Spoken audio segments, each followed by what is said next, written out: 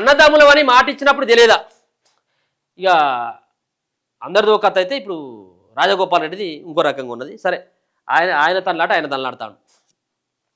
రేవంత్ రెడ్డికి సీఎం పదవి ఇచ్చినప్పుడు మాకు మంత్రి పదవులు ఇస్తే తప్పేంటి అధిష్టానాన్ని ప్రశ్నించిన ఎమ్మెల్యే రాజగోపాల్ రెడ్డి. సో రేవంత్ రెడ్డికే ముఖ్యమంత్రి పదవి ఇచ్చిండు, ఆయనకు పోయే ముఖ్యమంత్రి రాగా అంటే ఇప్పుడు ఆయనకే ముఖ్యమంత్రి ఇచ్చిండు, ఆయనకన్నా నాకేం తక్కువ అన్నట్టుగా ఆయనే ఒక రకంగా మాట్లాడేటువంటి ప్రయత్నం చేసిండు. రెండు అంశాలను ఇక్కడ సీరియస్గా చెప్పిండు కోమటిరెడ్డి రాజగోపాల్ రెడ్డి. ఒకటి, మనం ఉమ్మడి జిల్లాకి 3 మంత్రి పదవులు ఎట్లా ఇస్తారు అన్నటువంటి దానిపైన కొన్ని సమీకరణాలు అడ్డొచ్చి మంత్రి పదవికి కొంత దూరం పెట్టేటువంటి ప్రయత్నం చేసినాము రాజగోపాల్ రెడ్డిని అంటూ బట్టి విక్రమార్క కొంత ఓ క్లారిటీ ఇచ్చిండు. సో దాని తర్వాత సమీకరణాలు ఏంటి, ఏ సమీకరణాలు అడ్డొచ్చినాయి? ఒకే జిల్లాకు, ఖమ్మం జిల్లాకు సంబంధించినటువంటి 3 వ్యక్తులు ఉన్నారు. పొంగులేటి శ్రీనివాసరెడ్డి, అలాగే తుమ్మల నాగేశ్వరరావు, బట్టి విక్రమార్క. సో ఈ ముగ్గురు ఒకే జిల్లాకు 3 మంత్రులు ఉంటే తప్పేం లేదు. కానీ సో కాంగ్రెస్ పార్టీ గెలవడంలో కీలక పాత్ర వహించినటువంటి మా 3కి మంత్రి పదవులు, అదే జిల్లాకి నల్గొండ జిల్లాకి 3 మంత్రి పదవులు ఇస్తే తప్పేంది? ఒకటి, రేవంత్ రెడ్డికి ముఖ్యమంత్రి ఇస్తే తప్పేం లేదు, అలాగే ఖమ్మం జిల్లాకు 3 మంత్రి పదవులు వస్తే తప్పేం లేదు, అలాగే నల్గొండ జిల్లాకి 3 మంత్రి పదవులు ఉంటే తప్పేంటిది? మరి తప్పైనప్పుడు నాకెందుకు మాట ఇచ్చిండు అనేది కోమటిరెడ్డి రాజగోపాల్ రెడ్డి చెప్తున్నటువంటి మాట. నువ్వు ఏ సభలో చూసుకోర్రి, ఏ సమావేశంలో చూసుకోర్రి, ఆడ కొంత మంత్రి పదవి కోసం ఆయన డిస్కషన్ చేసేటువంటి ప్రయత్నం అయితే చేస్తూ ఉన్నాడు.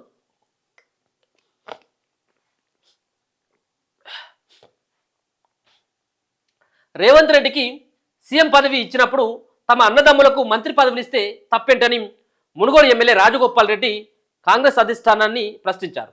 తనను పార్టీలోకి ఆహ్వానించినప్పుడు మొన్నటి పార్లమెంట్ ఎన్నికల సమయంలో రెండోసారి మాట ఇచ్చినప్పుడు తాము ఇద్దరం అన్నదమ్ములమని తెలియదా అని నిలదీశారు. సో అన్నదమ్ములకి మంత్రి పదవులు అంటా ఉన్నారు, మరి ఆ రోజు మంత్రి పదవి ఇస్తామని చెప్పినప్పుడు కూడా మీ ఇద్దరం అన్నదమ్ములమే కదా, అప్పుడు కూడా ఇద్దరు అన్నదమ్ములే కదా వీళ్ళు. సో ఆ రోజు అన్నదమ్ములు అని చెప్పేసి గుర్తురాదు, కానీ ఇప్పుడు మంత్రి పదవి ఇచ్చేటప్పుడు అన్నదమ్ములం అనేటువంటి మాట గుర్తొచ్చిందా అనేది ఇప్పుడు కాంగ్రెస్ పార్టీని ప్రశ్నిస్తూ ఉన్నారు రాజగోపాల్ రెడ్డి. నల్గొండ జిల్లా మునుగోడు మండలం ఎలగలగూడెంలో మంగళవారం గ్రామ పంచాయతీ భవనం ప్రారంభోత్సవం సందర్భంగా జరిగిన సమావేశంలో తనకు మంత్రి పదవి ఇవ్వాలనే అంశంపై మరోసారి వ్యాఖ్యలు చేశారు. నాకు మంత్రి పదవి ఇవ్వడానికి సమీకరణలు కుదరలేదని డిప్యూటీ సీఎం బట్టి విక్రమార్క అంటున్నారు. ఏ సమీకరణలు కుదరలేదు? మనసుంటే మార్గం ఉంటుంది. నాకు మంత్రి పదవి రాకుండా ఎవరు పుల్ల పెడుతున్నారు అని ప్రశ్నించారు. వారి వ్యవహార శైలి ఒడ్డు దాటే వరకు ఓడమల్లయ్య, ఒడ్డు దాటాక బోడమల్లయ్యలా ఉందని విమర్శించారు. సమీకరణాలు కుదరలేదంటున్నారు.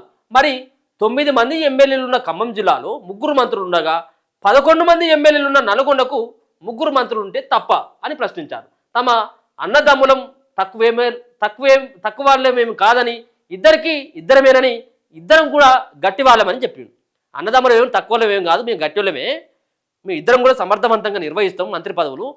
9 మంది ఎమ్మెల్యేలు ఉన్న అక్కడ 9 మంది ఉన్నటువంటి జిల్లాకి 3 ఉన్నాయి, మాకు 3 ఉంటే 11 మంది ఉన్నామని చెప్పేసి ఆయన ఒకసారి చెప్తా ఉన్నారు. సరే, ఈయన వ్యాఖ్యలు ప్రతిసారి కూడా కోమటిరెడ్డి రాజగోపాల్ రెడ్డి ఆయన మంత్రి పదవి రాకుండా అడ్డుకున్నటువంటి వ్యక్తులు ఎవరు, అడ్డుకున్నటువంటి శక్తులు ఎవరు, ఏ వర్గం ఉన్నారు, సో ముఖ్యమంత్రి టార్గెట్ చేసుకొని మాట్లాడుతూ ఉన్నారు. సో ఇటువంటి వ్యవహారాలన్నీ కూడా 2 రోజులకోసారి ఆ గ్యాప్ మధ్యలో ఆయన కొట్టేస్తూ ఉన్నాడు.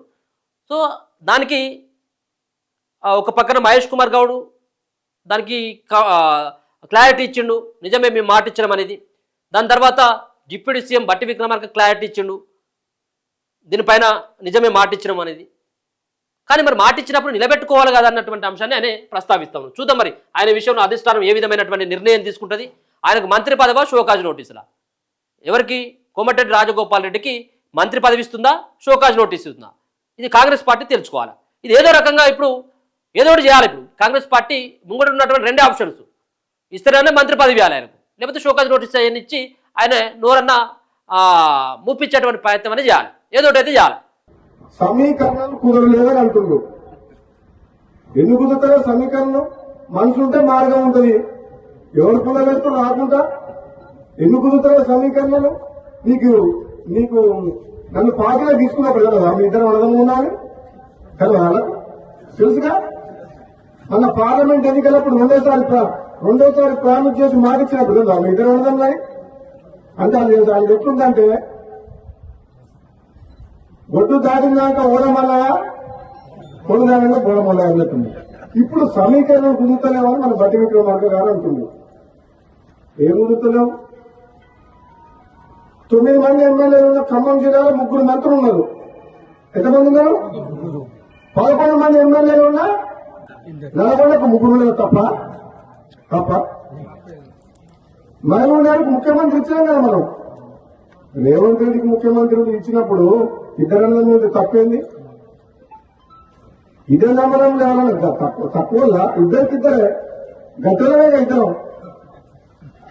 నేనేమంటున్నా, పదవి ఎవరికి ఎప్పుడు ఇవ్వాలని కాంగ్రెస్ పార్టీ అధిష్టానం నిర్ణయం తీసుకుంటది.